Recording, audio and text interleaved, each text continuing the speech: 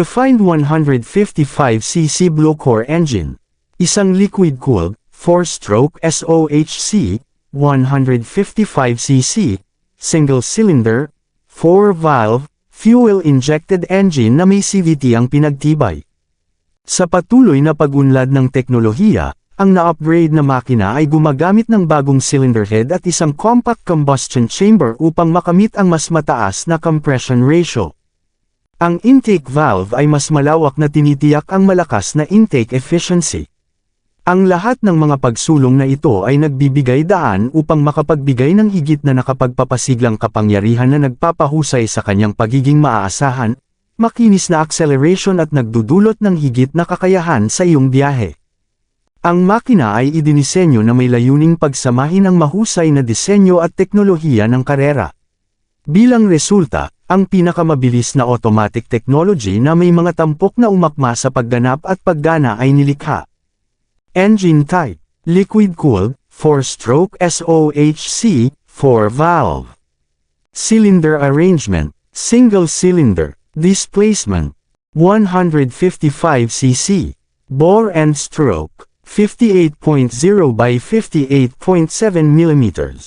Compression ratio: 11.6 by 1. Maximum horsepower: 11.3 kilowatts by 8,000 revolution per minute. Maximum torque: 13.9 Nm by 6,500 revolution per minute. Starting system: electric starter. Lubrication system: wet sump. Engine oil capacity: 1.0 liters. Fuel supply system: fuel injection. Clutch type: dry, centrifugal shoe. Transmission type: V-belt automatic. Frame type: backbone. Front suspension: telescopic fork. Rear suspension: unit swing. Front tire: 110 by 80 by 14 m C53P tubeless. Rear tire: 140 by 70 by 14 m C62P tubeless. Front brake: hydraulic single disc brake. Rear brake: mechanical leading trailing drum brake. Ignition system type: TCI, transistor controlled ignition. Battery: YTZ 7 volt. Headlight: LED. Tail light: LED. Overall length by width by height: 1,980 mm by 700 mm by 1,150 mm. Seat height: 790 mm. Wheelbase: 1,350 mm.